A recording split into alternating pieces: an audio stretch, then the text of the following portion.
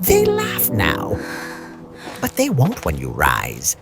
Pain is loud, but determination is louder. If you don't quit, one day the world will stare in awe at what you endured.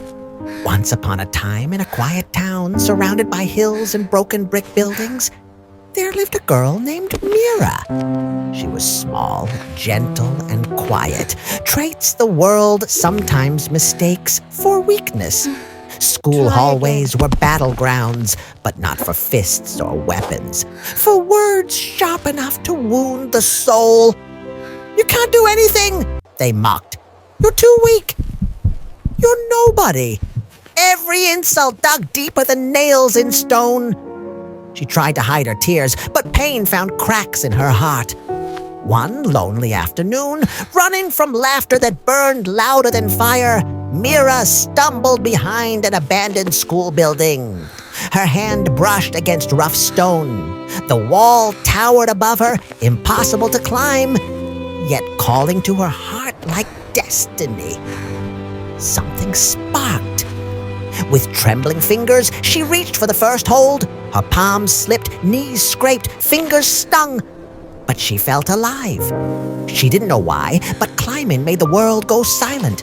No voices, no insults, just her and the wall. Day after day, she returned. No fancy ropes, no guides, only broken chalk pieces she found on the ground and walls worn by time. She climbed through tears, through bruises, through shaking breath, whispering, "I will rise. I will rise." The journey was cruel. Winter burned her skin, summer soaked her in sweat. Her school uniform tore, her shoes broke, her lips bled from biting them to hold back sobs. Some kids recorded her laughing. "Look at the weirdo climbing walls like a squirrel." But Mira didn't care anymore. She had traded humiliation for hunger, and hunger for purpose. Chalk dust coated her fingers every day, mixing with blood in tiny rivers. Her mother worried when she came home bruised and shaking, but Mira only said, "I was learning to hold on." She climbed old construction sites, alley walls, even broken stair bricks at night when she couldn't sleep. Her fingers grew calloused, her arms carved strength from pain. While others partied, she climbed. While they mocked, she trained. Her world became stone and sky, every scrape a lesson, every fall a promise. "The world may push me down," she whispered, "but gravity will never break me more than life already has." If you're enjoying this story, please like this motivational video and subscribe for more inspiring content. Years passed in bruises and stubborn hope. Mira entered her first real climbing gym.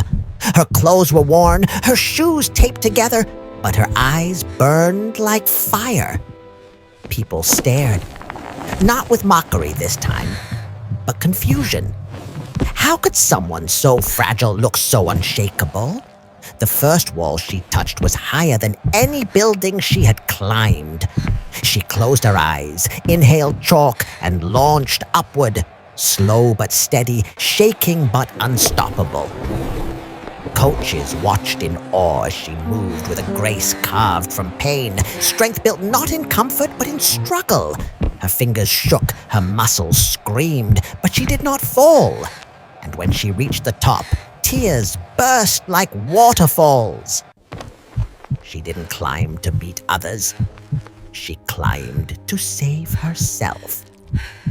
From that day, her rise wasn't just physical. She became a force. Competitions came. Victories followed. Every medal she earned wasn't metal. It was every insult she turned into fuel. Every wall she conquered whispered, "You are becoming who you were meant to be."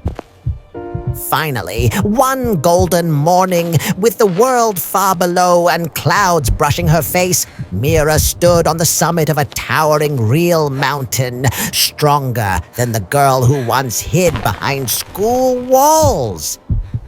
Wind kissed her bruised fingers, still dusted with chalk, and her voice trembled with emotion. "I didn't beat the world," she whispered, eyes glistening. "I beat the voice that told me I couldn't.